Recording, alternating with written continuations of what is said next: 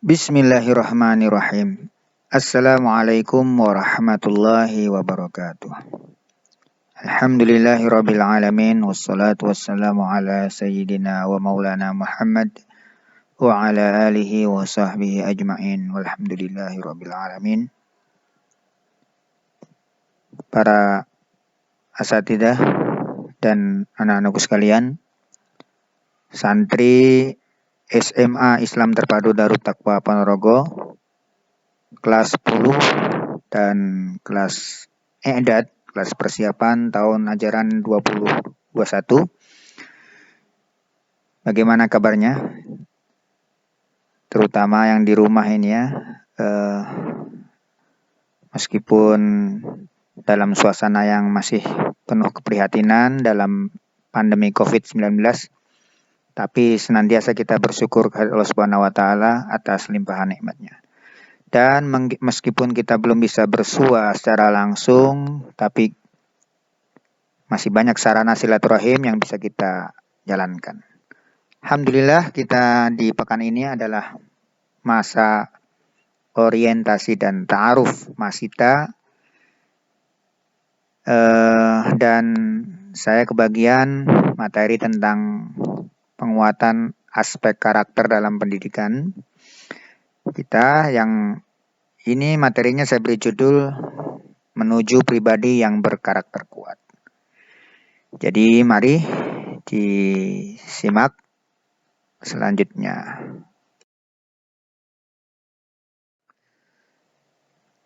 Anak-anakku sekalian, ada beberapa kisah, ya, dalam hal ini 2 kisah yang ingin saya sampaikan, yang mari kita coba ambil pelajaran. Yang pertama tentang seorang mahasiswi, ya, dari Asia begitu, belajar di Sorbonne, Prancis. Ya, wanita ini sangat cerdas, selalu berprestasi, mendapatkan nilai excellent, S1, S2, dan lanjut sampai terus S3. Ya. Selama pendidikan di Prancis, dia dengan kepandaiannya itu, dia bisa mensiasati mesin tiketing di kereta cepat di Prancis itu ya. Kan di sana pembayaran pakai mesin robot gitu ya, pakai mungkin semacam e-money ya, uang elektronik. Dan dia bisa ngakalin itu sehingga dia bisa free, gratis kemana-mana naik kereta tanpa bayar. Maka dia keliling Prancis, bahkan juga keliling Eropa, karena di sana kan transportasi kereta juga terintegrasi dari antar negara juga ya. Nah, dia bisa jalan-jalan ya dan free untuk transportasinya. Nah, di akhir menjelang selesai studinya itu dia ketahuan, tertangkap, terdetek dia melakukan pelanggaran dan dia disidang ya, kemudian dihukum, dia dapat denda sekian gitu ya. Jadi dia sudah terkena hukum. Tapi ya kemudian dia lanjutkan studinya dan hingga selesai, dan karena dia punya kualifikasi yang bagus, dia punya kemampuan, dia seorang profesional, maka dia berniat ingin kerja di Eropa. Ya. Dia coba ajukan lamaran ke beberapa perusahaan di Prancis, bahkan juga mungkin di negara-negara lain ya, di Eropa. Dan setiap kali prosesi lamarannya itu di follow up, ditindaklanjuti oleh perusahaan tersebut, dia selalu hampir nyaris sukses, diterima. Tapi di tahapan-tahapan terakhir, ternyata dia selalu gagal. Dan gagalnya itu kenapa? Karena ternyata perusahaan-perusahaan itu melakukan riset, mencari database terhadap mahasiswi ini, wanita ini, dan ternyata mereka menemukan bahwa wanita ini pernah melakukan kecurangan itu tadi ya, mengakalin mesin tiket kereta cepat itu. Ya, jadi akhirnya mentok di situ. Ya, satu perusahaan mentok, dia cari perusahaan kedua, terus mentok lagi ketiga, dan beberapa perusahaan selalu hampir semuanya mirip-mirip saja seperti itu. Jadi dia mentok di situ. Dan mungkin setelah sekian perusahaan dia penasaran dan mencoba berdialog, bertanya kepada orang yang mewawancarainya ya, direksi dari perusahaan itu yang mewawancarainya. Kenapa masalah yang sudah lama berlalu kok masih terus dijadikan referensi gitu kan, itu sudah lama dan dia sudah menyesal dan dia sudah tidak melakukannya lagi. Jawab CEO tersebut ya yang wawancarai dia itu, dia menyatakan bahwa kami memang membutuhkan orang yang profesional yang punya kapasitas bagus seperti Anda, tetapi jauh lebih penting dari itu kami juga membutuhkan orang yang punya attitude, yang punya karakter bagus, yang punya akhlak, yang punya karakter baik, punya kepribadian yang baik ya. Karena betapapun kami mengkonsep atau membuat sistem yang sangat baik, yang berlaku manajemen yang sangat baik di perusahaan kami, tetapi itu tetap sebuah sistem yang buatan manusia, bisa disiasati, bisa diakali oleh orang yang pandai. Nah, jadi kami tidak bisa selalu terus-menerus mengontrol para eksekutif, para karyawan, sehingga yang kami perlukan selain kemampuan juga adalah attitude itu. Nah, disinilah wanita itu kemudian menyesal, sangat menyesali apa yang telah dia lakukan dulu dan yang semula dia anggap sepele tapi ternyata berdampak sangat serius di masa depannya. Itu yang pertama. Kemudian yang kedua, ini ada sekelompok orang ya ini juga orang Asia gitu kan lah. Dia nggak tahu dalam cerita ini Eropa dianggap lebih maju, Asia dianggap dalam tanda kutip ya kurang. Memang dalam beberapa hal kita akui memang benar, tapi ya tetap tidak bisa mutlak ya. Baik, kisah yang kedua ini tentang sekelompok orang belanja di sebuah restoran di Jerman. Ya mungkin orang ini ada yang studi di Jerman, ada yang bekerja di Jerman gitu, dan mungkin sebagian familinya baru datang dari Jerman. Nah, mereka katakanlah makan-makan di sebuah restoran, ya sambil ketawa ketiwi, pesan banyak makanan gitu ya. Sementara di sudut lain ada beberapa meja juga yang terisi orang lain ya. Singkat cerita, setelah beberapa saat mereka makan-makan di situ, dan siap-siap sudah selesai, sedang berkemas-kemas dan bersiap-siap, dan pada saat yang sama juga ada dari meja sebelah yang juga selesai, dan ketika mereka berjalan melewati meja tempat orang-orang Indonesia itu makan, orang-orang Asia itu makan ya, mereka melihat ternyata meja orang Indonesia ini masih banyak makanan yang bersisa ya. Jadi pesan yang sangat banyak ya, dimakan sedikit, masih banyak sisa-sisa yang lain. Nah, kemudian orang tersebut menegur, tentu dalam bahasa Jerman. Bapak-bapak, kenapa makanannya begitu tersisa begitu banyak? Ya, orang Indonesia itu berdalih, ya kami ternyata sudah kenyang ini, dan jangan khawatir, kami akan membayar semuanya gitu ya. Terus orang Jerman itu tentu ya mereka terjadi dialog, ada perdebatan agak sengit mungkin ya. Dalam cerita disebutkan orang Jerman tersebut mengatakan, pesanlah sesuai dengan kemampuan Anda mengkonsumsi, jangan terlalu berlebihan. Ya. Money is yours, the money is yours. Ya, uangnya memang uang Anda, but resources belong to the society. Tetapi sumber daya alam ini adalah milik masyarakat. Ya, bahan pangan ini silahkan Anda konsumsi seperlunya dan jangan dibuang-buang, jangan disia-siakan karena itu adalah milik masyarakat. Karena apa? Memang kan sebagaimana kita ketahui dunia menghadapi ancaman krisis global ya, ada krisis bahan pangan, ada krisis pemanasan global, suhu ya, yang berdampak ke laut, ke krisis hutan yang semakin berkurang ya, krisis pohon ya, dan lain sebagainya. Nah, karena orang Indonesia juga masih ngeyel, mungkin menjaga gengsinya gitu ya. Kemudian akhirnya salah seorang dari orang Jerman tadi ada yang menelepon, tiba-tiba datang, ya mungkin menelepon semacam polisi atau Satpol PP begitu. Kemudian akhirnya tidak lama datang petugas setelah mencoba membaca duduk perkaranya dan mendengar argumentasi dari masing-masing kedua belah pihak, akhirnya polisi itu menjatuhkan hukuman denda kepada orang Rusia tadi yang makan-makan berlebihan tadi. Ya, begitulah ceritanya ya. Jadi di sini kita bisa lihat bahwa betapa ternyata pendidikan yang tinggi itu tidak linear atau tidak selalu bergaris lurus dengan attitude atau karakter yang baik, kepribadian yang baik. Baik, itu mungkin ya kita lanjut.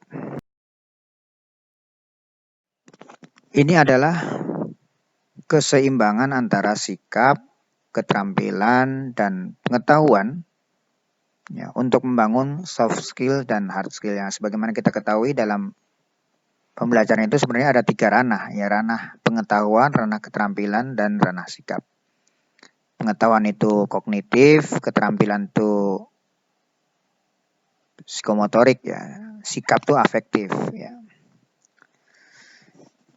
Jadi di antara 3 ranah ini sebenarnya berdasarkan tingkat pertumbuhan anak itu ada porsinya masing-masing ya. Misalnya di sini kita perhatikan SD ini dia porsi attitude-nya membangun karakter sikap ini jauh lebih besar.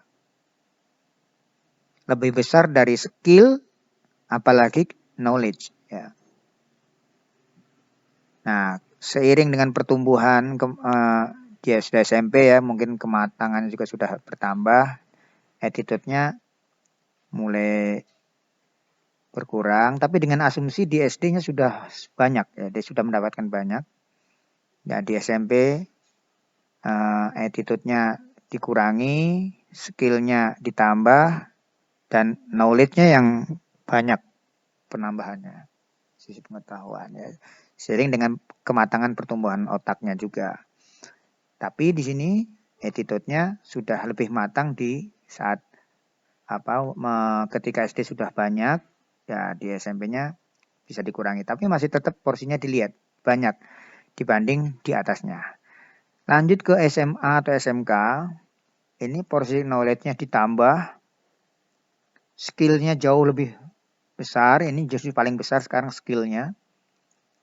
Nah, kemudian attitude-nya mungkin dengan asumsi dia sudah mendapatkan sangat dengan dalam porsi yang besar di SMP dan bahkan di SD, maka dia di situ sudah lebih tinggal mematangkan saja, ya tinggal menambah meningkatkan kedewasaannya, kematangannya. Nah, ketika perguruan tinggi, maka sudah bisa diasumsikan dia sudah matang sebagai orang dewasa, attitude-nya sudah bagus.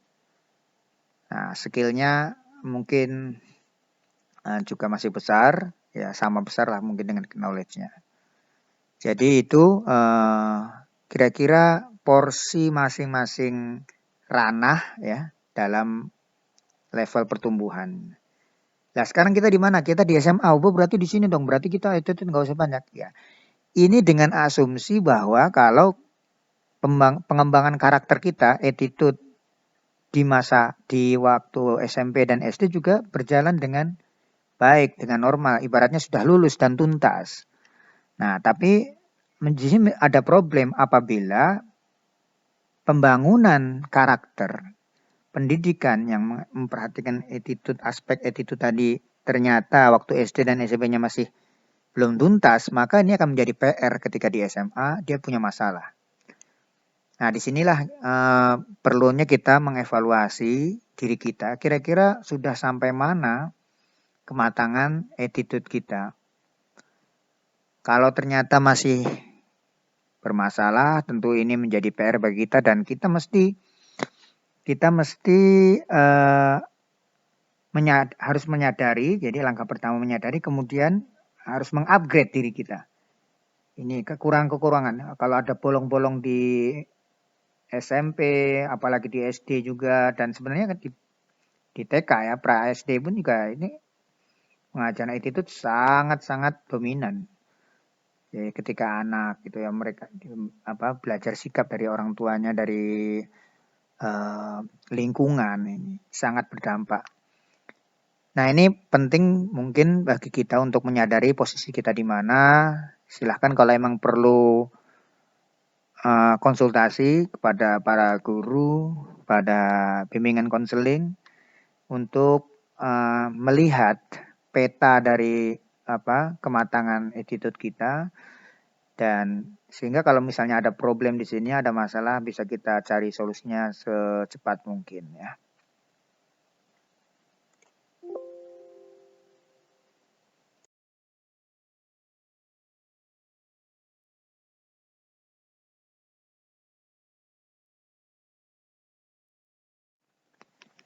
Baik, sekarang kita masuk ke rincian pilar-pilar 10 ciri-ciri pribadi seorang muslim ya. Yang pertama itu salimul akidah. Akidah yang bersih, yang salim itu selamat ya, selamat dari cacat, selamat dari penyakit ya, sehat ya. Akidah yang bersih dari syirik ya. Baik syirik besar menyekutukan Allah maupun juga syirik kecil ya.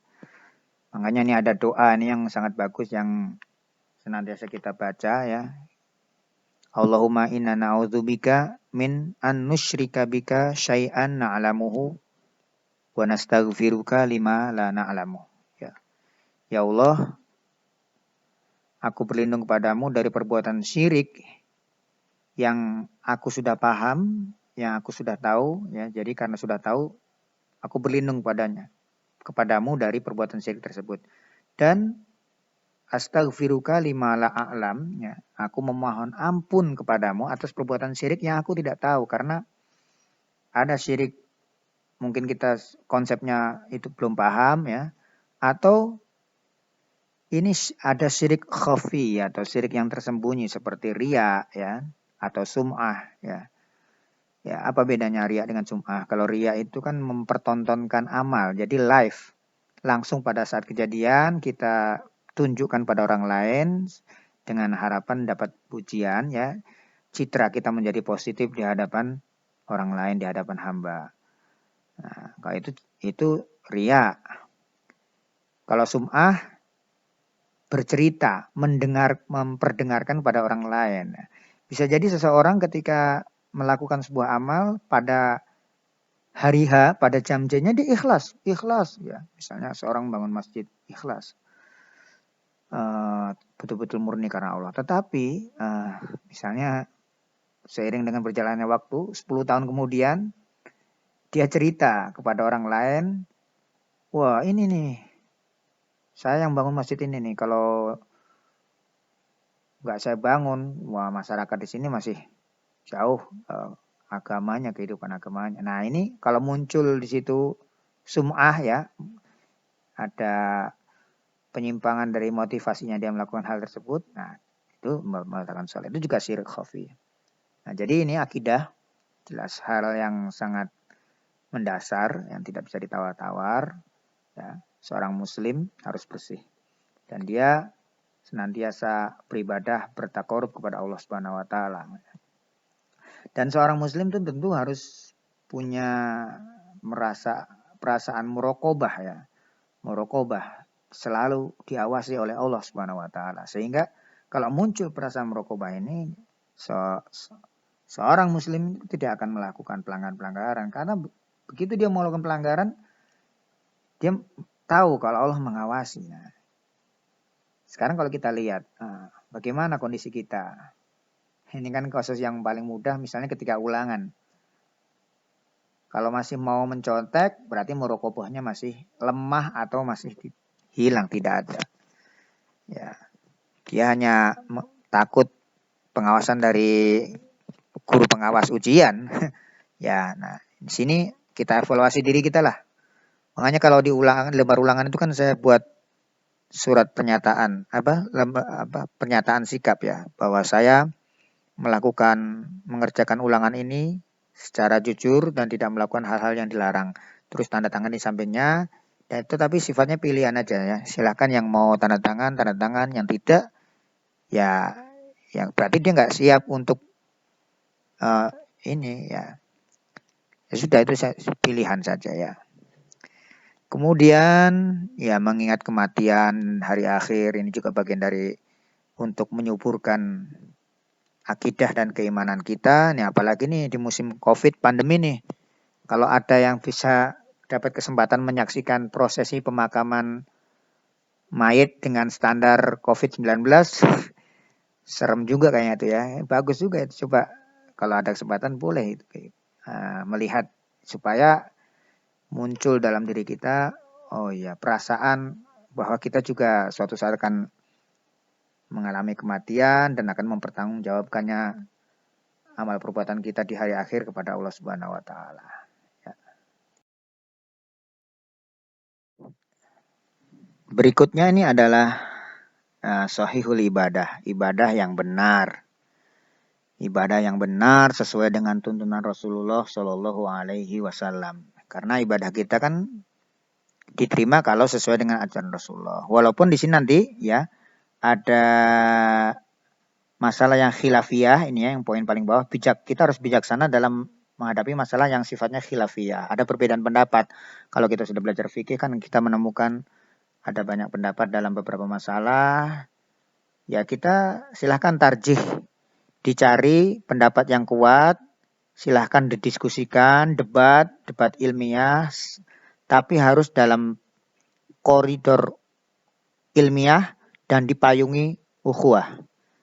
Ya selama dua hal itu masih selama masih dalam koridor ilmiah dan dalam payung ukhuwah, silahkan. Tapi kalau sudah keluar dari ilmiah dan sudah hilang ukhuwah, jangan dilanjutkan.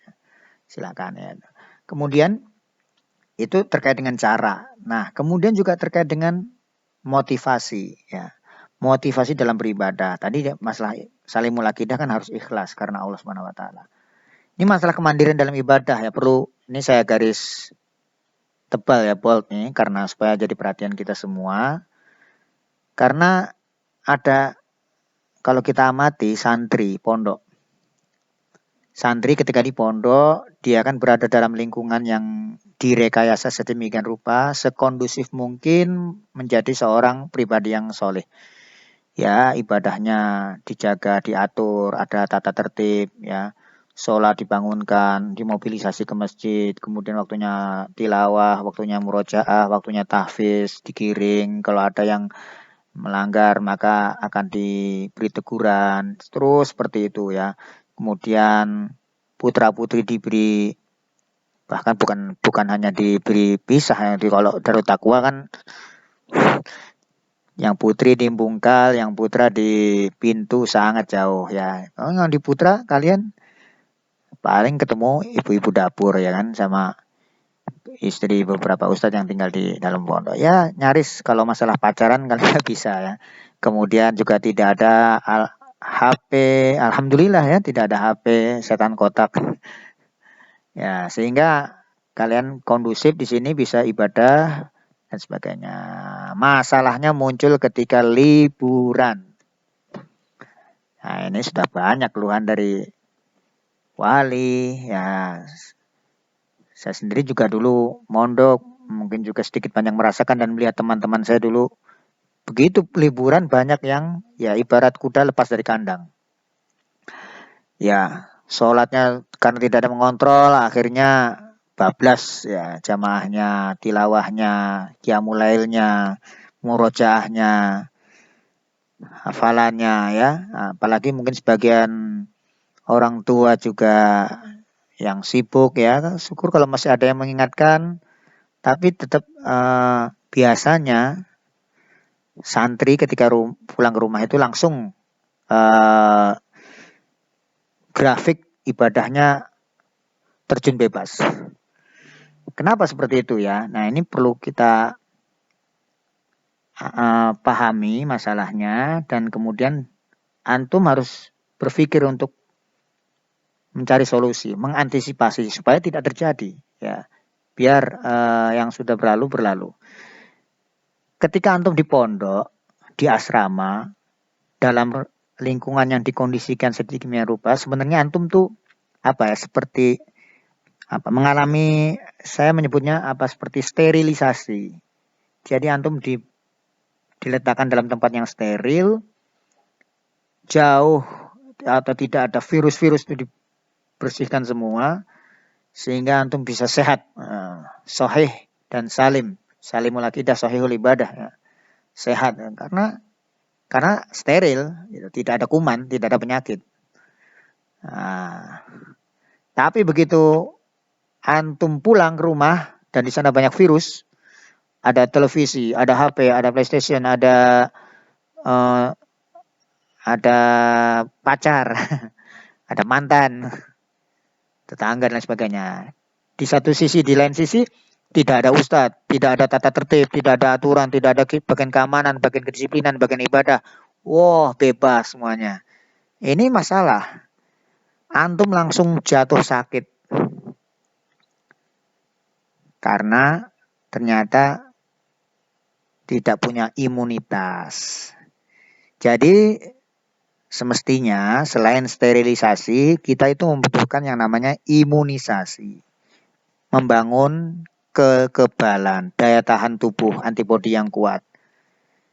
Ketika antum di pondok, steril, ada pembiasaan ibadah yang baik, pembiasaan semua kebiasaan-kebiasaan yang baik, dan dalam hal yang sama seharusnya dalam kesadarannya meningkatkan imunitas diri, sehingga ketika suatu saat pulang siap menghadapi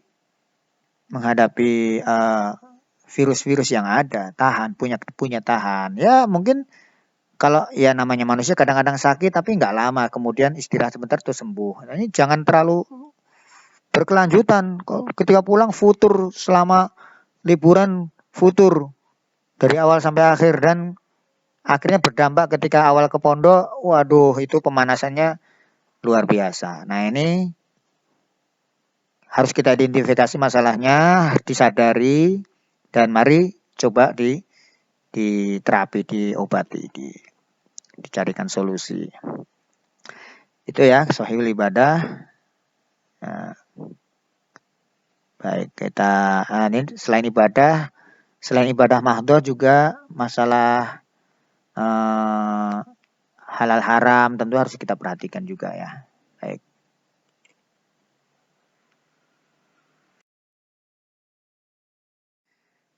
Selanjutnya adalah matinul khuluq ya. Khuluq itu mufrad, jamaknya akhlak. Khuluqun akhlak. Akhlak sudah jadi bahasa Indonesia. Matin itu kuat, kokoh ya. Jadi kalau matinul khuluq itu orang yang memiliki sifat dan perangai yang tangguh dan kuat, yang berkarakter kuat, yang tidak goyah oleh kejadian apapun. Nah, ini masalah akhlak tentu sudah sangat sentral, sangat strategis dalam Islam ya, sangat penting dan menjadi hiasan bagi seorang muslim ya, yang menghiasi perangai seorang muslim. Saya kira sudah banyak hadis-hadis tentang akhlak yang sudah kita pelajari ya, sudah kita hafal, cuman actionnya yang harus terus ditambah, ditingkatkan ya. Mungkin ada beberapa yang saya ingin tekankan di sini ya. Misalnya nih, menjaga lisan dan perbuatan ya kan. Kita semua sudah paham hafal hadisnya dia. Al-muslimu man salimal muslimuna min lisanihi wa yadihi. Orang muslim itu ya orang yang orang lain selamat dari lisan dan perbuatannya. Artinya seorang muslim itu lisannya tidak melukai orang lain. Tangannya tidak melukai orang lain. Tidak usil, tidak jahil mengganggu. Nah, coba kita lihat. keseharian kita dan lingkungan kita. Masih adakah lisan yang mengganggu, lidah yang menyakiti, ucapan-ucapan yang membuat sedih orang lain, membuat terluka? Masih adakah tangan yang usil, merusak, mengambil? Kalau kita lihat, kelihatannya masih banyak nih. Nah, ini jadi tugas kita nih. Mari coba kita mulai sekarang lebih serius, lebih dewasa dalam bersikap, lebih serius berpikir bagaimana sih kita mau membangun karakter di kita gitu ya. Ini masalah akhlak. Ucapan-ucapan yang menyakitkan, panggilan-panggilan dengan bahasa-bahasa yang ini ya, yang tidak layak ya. Ini supaya jadi perhatian kita semua. Ya banyaklah hadis-hadisnya. Saya kira sering kita, tapi ya tetap harus kita segarkan kembali pemahaman kita terkait itu. Nah, yang berikutnya adalah qadirun alal kasbi, ini mampu berpenghasilan ya, punya sumber penghasilan yang halal. Ini tentu kalau sudah masa bekerja ya, kalau antum masa pendidikan dan masih di rumah, di pondok, sehingga mungkin terbatas sekali dalam hal ini. Kalau di rumah kan mungkin bisa sedikit-sedikit mulai membantu ya. Tapi kalau karena di rumah, maka karena di pondok maksud saya. Jadi poin yang pertama mungkin ini belum, tetapi paling tidak kita mulai dari membangun karakter yang positif yang lain, yaitu misalnya hemat tidak boros dan betul-betul selektif dalam mengkonsumsi benda. Ya, kemudian ya tetap berlatih zakat, infak, sedekah. Kemudian juga kita mulai bisa berlatih sekarang menghindari rezeki yang tidak berkah, apalagi haram harus dihindari. Nah, baik, itu mungkin juga budaya menabung ini mungkin perlu kita bangun ya sebagai persiapan untuk masa depan. Musaqaful fikri ya, ini punya wawasan yang luas, berwawasan ya, punya ilmu pengetahuan yang luas. Secara global dalam banyak hal, tentu secara detail dalam bidang yang memang menjadi yang dikuasainya dalam bidangnya. Ya, kemudian ya kalau bisa melek baca tulis Al-Quran nih, malah yang utama Al-Quran dan Latin ya. Saya kira itu udah standar minimal seorang muslim yang baca Al-Quran. Kemudian penguasaan bahasa ya, bahasa Arab kalau terkait dengan akses ilmu syar'i ya, Al-Quran, hadis, tafsir ya kan. Kemudian bahasa Inggris untuk pergaulan sosial dan bisnis, dan juga bahasa internasional. Kemudian kalau yang di bahasa daerah, bahasa Jawa atau bahasa daerahnya juga perlu sampai tingkat tertentu ya. Kemudian kemampuan skill ya, komunikatif, asertif, informatif, edukatif. Saya kira itu seni budaya Islami. Ya, kira cukup jelas. Berikutnya qawiyul jismi. Ya, fisik yang kuat dan tangguh, sehat. Ya, menjalani pola hidup sehat Islami, pola makan, pola istirahat, ya, olahraga, ya, menjaga lingkungan sekitar tetap bersih, lingkungan pribadi, kamar, rumah, kemudian lingkungan masyarakat. Ya, berenang, memanah, berkuda ini ya tinggal sarannya ya. Kita doakan semoga suatu saat ya Darut Taqwa bisa punya kolam renang atau sungai di bawah itu bisa dikondisikan supaya bisa untuk berenang ya. Berkuda ini kan kalau seperti Ma'had Al-Fatah Temboro itu ada punya kuda, punya unta, punya area panahan yang besar dan luas. Ya, tapi kita mulai dari apa yang ada ya. Jadi olahraga ini penting ya, tapi tetap harus proporsional karena olahraga yang tidak benar justru bukan membawa kesehatan tapi malah membawa penyakit. Misalnya, ini antum banyak yang hobi olahraga bola, futsal. Tapi kalau main bolanya, main futsalnya nih karena saking cintanya terus tidak kenal waktu dan tidak kenal tempat ya. Ya, saking senangnya main di segala tempat, di kamar, di teras, jedar-jeder, tidak tahu waktu ya. Nah, ini bermasalah. Ya, tentu semuanya harus sesuai dengan porsinya. Jangan lupa pemanasan dan pendinginan sebelum dan sesudah olahraga. Mujahidun li nafsihi, bersungguh-sungguh dalam memerangi hawa nafsu ya, menahan diri dalam melakukan hal-hal yang makruh apalagi yang haram ya, mengurangi yang makruh. Bersungguh-sungguh dalam segala hal, kalau lagi sedang berlakukan perbuatan yang baik ya dilakukan dengan sebaik-baiknya.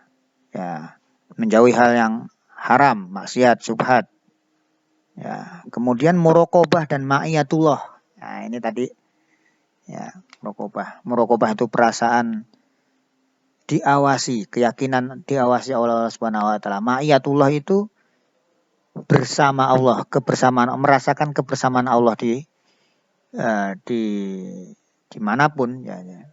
Boleh nanti kalau bilang akidah ini bisa jadi perdebatan dialog yang panjang terkait dengan keberadaan Allah ya. Ainallah.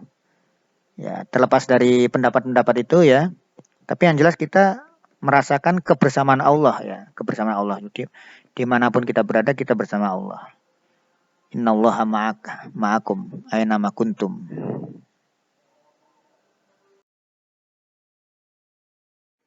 Ya, lanjut. Munazzamun fi syu'unihi. Teratur dalam segala hal.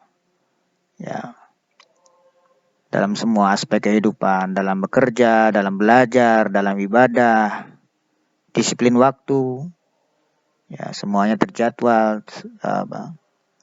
Kemudian ini sekali lagi yang penting adalah memiliki kemandirian dalam kegiatan pribadi. Ini kata mandiri ini penting ya, karena kalau di materi MPLS sekolah umum pun selalu itu kemandirian disebutkan. Dan ketika diwawancara banyak para santri ya ketika ditanya kenapa milih pondok, ingin belajar mandiri ya.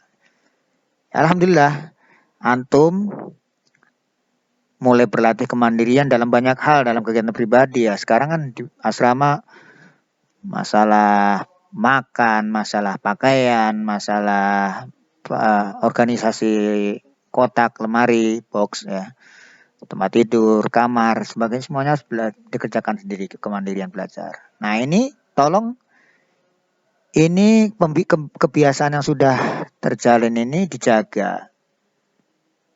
Jangan ketika liburan ini seperti dalam kemandirian dalam ibadah tadi ya, langsung terjun bebas. Di rumah ada ibu, ada umi, ada khodimat, pakaian kotor lempar, makan piringnya berserakan. Nah, ini semua sia-sia ketika padahal antum sudah dilatih kemandirian dalam banyak hal, dalam pengurusan diri, manajemen diri dan lingkungan, tapi semuanya hilang begitu pulang. Nah, ini makanya saya kasih garis tebal ini di bold supaya jadi perhatian kita semua ya, kemandirian dalam kegiatan pribadi juga. Selain nanti kalau tadi ya qadirun ala kasb itu kemandirian finansial, tapi itu mungkin nanti ke depan ya. Berikutnya harisun 'alal waqti. Sangat komitmen menjaga waktu ya. Kalau aslinya itu kan waktunya, tapi di sini saya ganti, saya rubah sedikit. Haknya kita hilangkan pakai alif lam ma'rifah. Jadi harisun 'alal waktu. Sangat komitmen terhadap waktu. Jadi waktu kita sendiri dan juga waktu orang lain harus kita perhatikan. Nanti saya kasih contoh. Sini, memanfaatkan waktu sebaik mungkin, efektif dan efisien dalam melakukan banyak hal kegiatan. Time is, kalau orang barat kan time is money. Ini saya rubah jadi time is activity ya. Semua waktu itu semua harus bermanfaat. Tidak membuang waktu sendiri dan orang lain. Nah ini makanya harisun alal waktu. Membuang waktu sendiri tentu kita melakukan hal-hal yang sia-sia. Dan kalau membuang waktu orang lain contohnya seperti ini. Misalnya kita janjian sama orang. Mau ketemu di suatu tempat pada jam C. Tapi kita kurang sungguh-sungguh sehingga kita terlambat. Padahal orang itu sudah tepat waktu. Akhirnya dia selama setengah jam nunggu kita, waktunya sia-sia. Ini namanya kita tidak harisun ala waktil ghair. Tidak komitmen menjaga waktu orang. Ya, kita harus selain menjaga waktu kita sendiri dan juga orang lain. Jangan sampai orang lain kecewa dan terzalimi oleh perbuatan kita. Ya, waktu untuk Tuhan, untuk keluarga, untuk sahabat, semuanya harus proporsional sesuai dengan.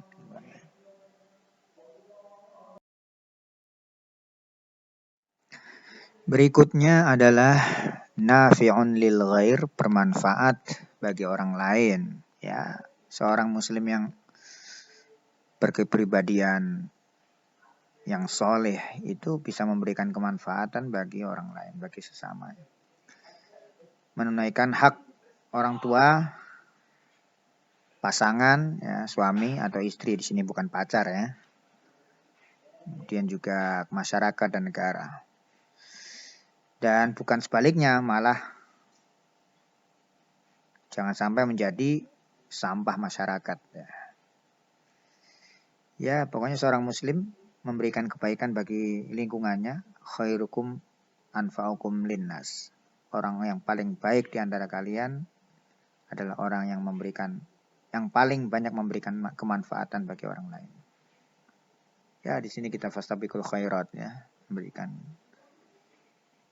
kemanfaatan bagi lingkungan semuanya.